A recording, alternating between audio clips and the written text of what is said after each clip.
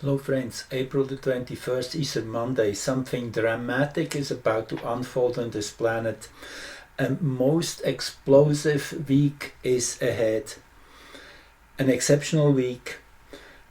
It will be the shock of awakening which really grips people, because there will be undeniable facts. There will be headlines, big headlines of things occurring subsequent to what has already been released and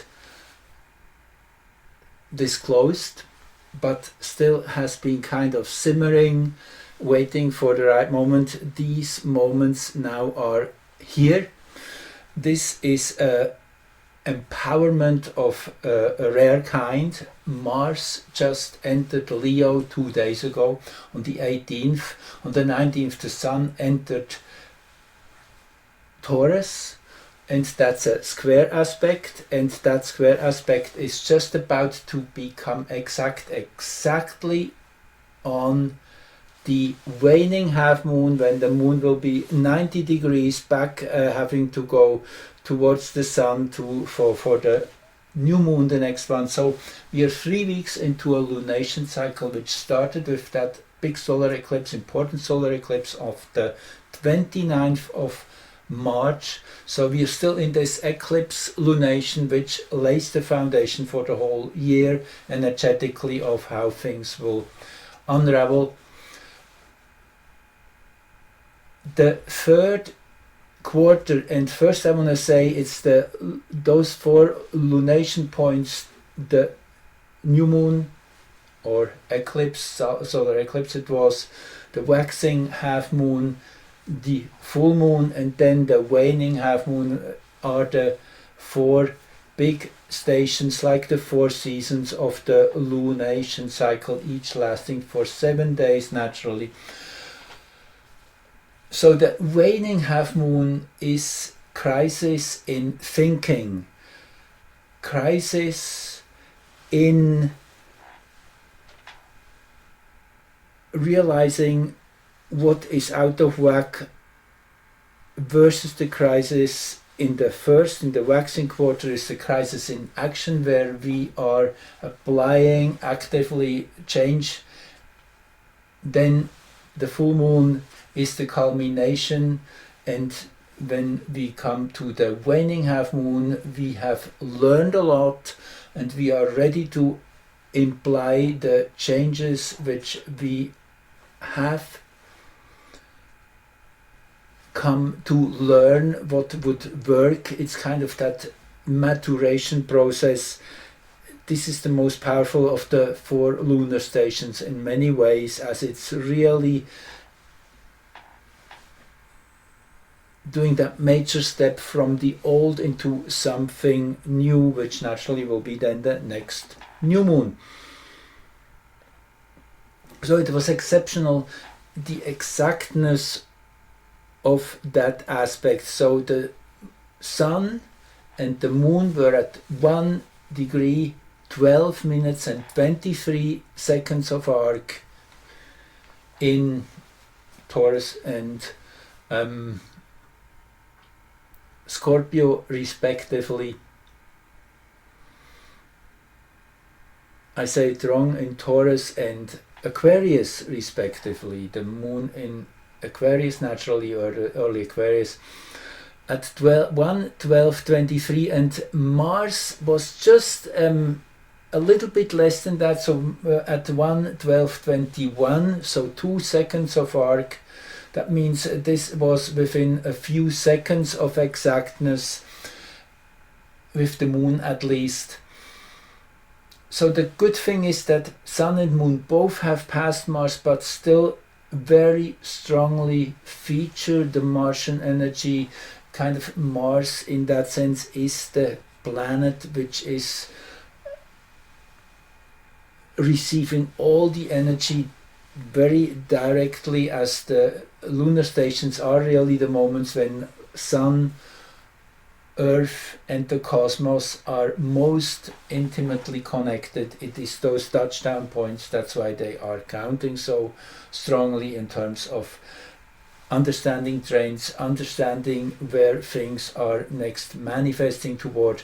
And naturally, the most important part of this, in a way, and there's so many, I mean, is that Uranus was exactly at the fourth house cusp at the IC in Greenwich at that moment. So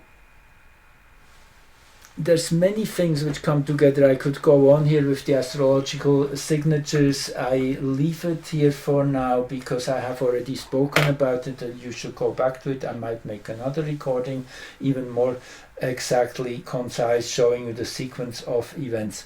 But what I want to say, this Mars energy, which is expressed through the sun and the moon most exactly in that opposition, it is body and soul, which is soaked with Mars in Leo. And well, this is just very, very potent in terms of action oriented. So it is what has been simmering, as I said before already, getting ready, having been released, disclosed, still not being acted upon. These things are starting to get acted upon. And naturally this will bring things into headlines. It's then an undeniable facts which deflates the illusions of millions of people, naturally, as you can expect. So it is a shocking revelation which is happening, the shock of awakening, and naturally this is a very emotional process, so there will be lots of fear, rage, anguish, anger, but also confusion, depression, a general crisis. And it is I mean, the lunar nodes are in hexagram 36. I told you many times, this is darkening of the light. This is really going into the deepest part of the shadow, and that's still going on for the next few weeks. While Jupiter, which through the human design, that channel of crisis into to use crisis literally as a stepping stone to huge progress, and that's where Jupiter is in hexagram 35. You have to go back to that recording, and it shows one of the magical principles of the human design, how strong it works. So this channel has been activated for months and still is. That is 35 to 36, which is transitoriness, which is the ability to really become extremely inventive and understanding that everything is in transition, really, that it is in the transition itself which really life is existing. So it is in a way the enjoyment of the crisis, you could almost say, because you see the potential in it, you ride on its foam, on its wave, and that's kind of the picture I'm getting. So all these dark and difficult emotions are necessary to come up to the surface. Everything has to be boiling to the top, and that is what is happening. Interesting in this chart, Capricorn is rising when that waning half moon was exact a few hours ago, actually. Hexagram 61, inner truth, which resonates with that direct insight into things that is now becoming available. And interesting also in this chart is that the sun is right at the cusp of the third house, which is Mercury's realm, and Uranus, as I said, on the fourth house cusp, so shaking everything through. And that axis of the sun and earth in the first degree of Scorpio. Actually, that is how it goes when the sun is seen against the zodiacal sign of Taurus. Naturally, if you stand on the sun and look towards Earth, then Earth is in Scorpio. So this is an extremely transformative position already, and it so happens that this axis of Sun and Earth is just tuning into the Moon's main axis, which is its orbital orientation in space, where the Moon is farthest away from Earth and where the Moon is closest, which is an ellipse. As you can imagine, this ellipse is constantly shifting, as I told you many times, once every 18 years. That is the Saros cycle.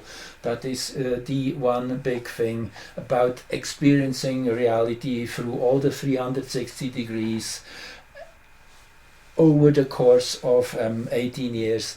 So this point where the Moon is farthest away right now is just a degree away from where Sun and Moon is right now. So that amplifies it. That's a once in a year deep dive into the shadow frequency. So it's all coming together in a very organic way. Also today, Easter, which has deep symbolic meanings. Actually, this is really one of the most interesting fractals of the whole story, that this, whatever you think of it as a historic fact or a symbol, it works on all levels. It is the recognition that we are more than just flesh, that we have the potential to rise through resurrection, to become, to literally transform from the lower to the higher, to the upper room, as the guides through Paul Selig are calling it, which is a really nice way of seeing it, as looking at everything from a higher perspective. And it so happens that this chart, again I'm talking about, of that waning half moon, which was exact on the 21st, that is today, but at 1:35 in the morning universal time. Again, you can go back to my prior recording. I might do another one. You'll see where I show you the charts again for those interested in those.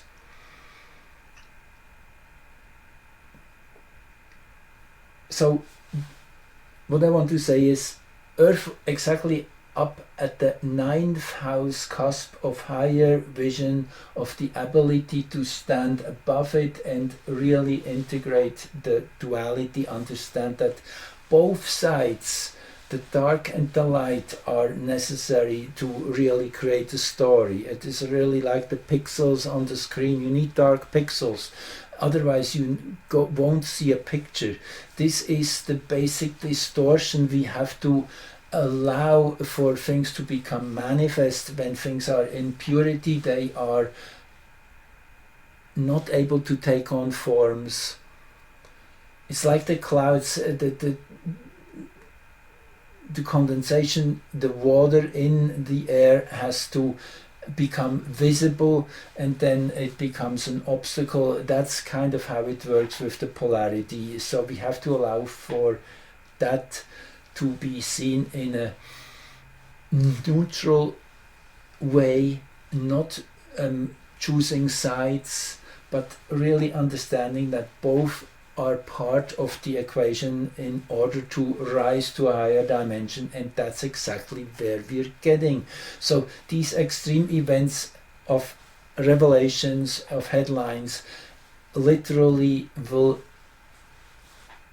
lit the light under our bums to reach higher into that upper room perspective and learn to see that everything is important.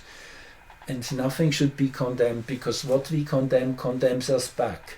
So Ho'oponopono is probably the closest approach I could see of taking responsibility for everything that is, that because we have given our consent, even we do not remember, we are not aware of that, but we have given that unconsciously, so we can take back our consent and then just do things which are in alignment with our integrity.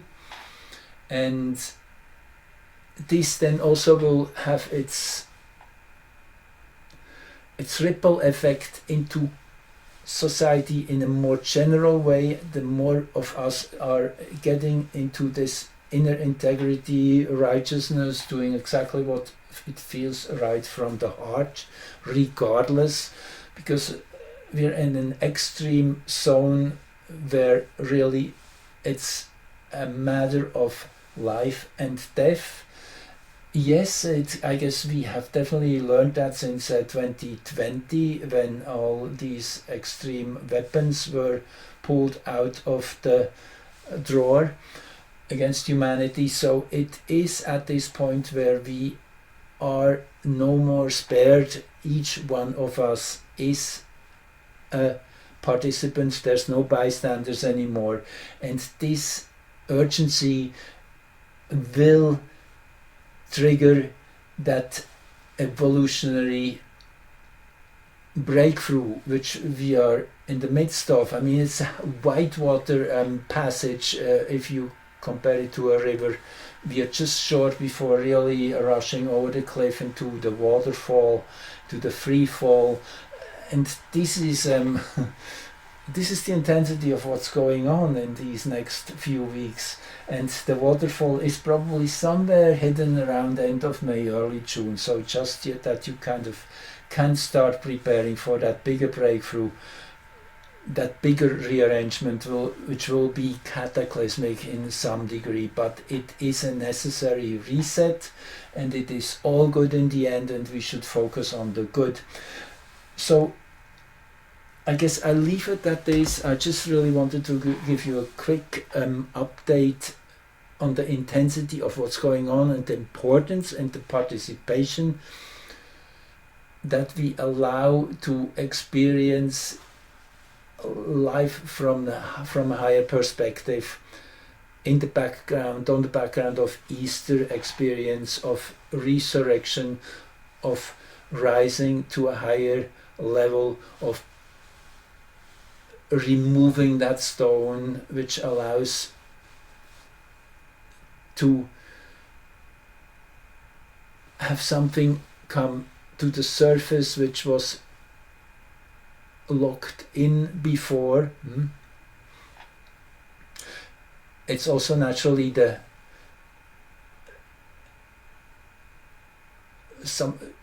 for each one of us some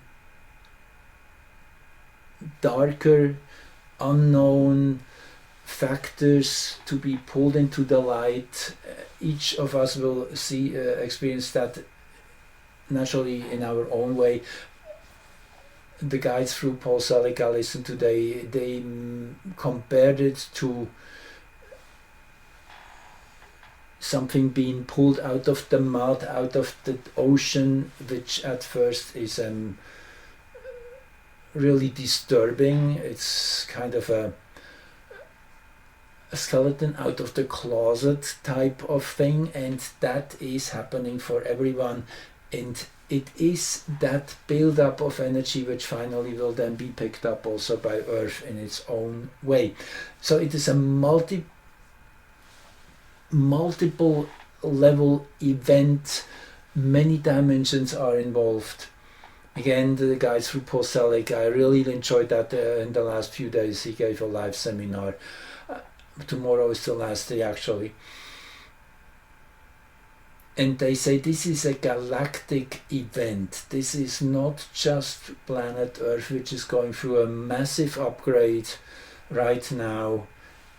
through the coming weeks, months and years, but we are at the most critical place where things really start to break open, where the dominoes are starting to fall, where everything gets back into its proper balance, which at first, yes, is a rearrangement which feels painful, can feel painful. We definitely hope to get through it with the least scars, but naturally it is an intense process of being forged, of realizing that Earth, everything is created anew, everything is reinvented from the scratch, beautifully and encapsulated in that Mercury Neptune conjunction in the first degrees of Aries, which is so beautifully tied into sextiles and others. So it's a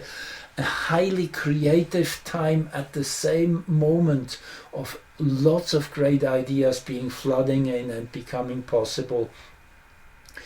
So it's all a big conundrum, a miracle really, what is going on right now, how things are all of a sudden taking on a whole different vibe, direction, frequency.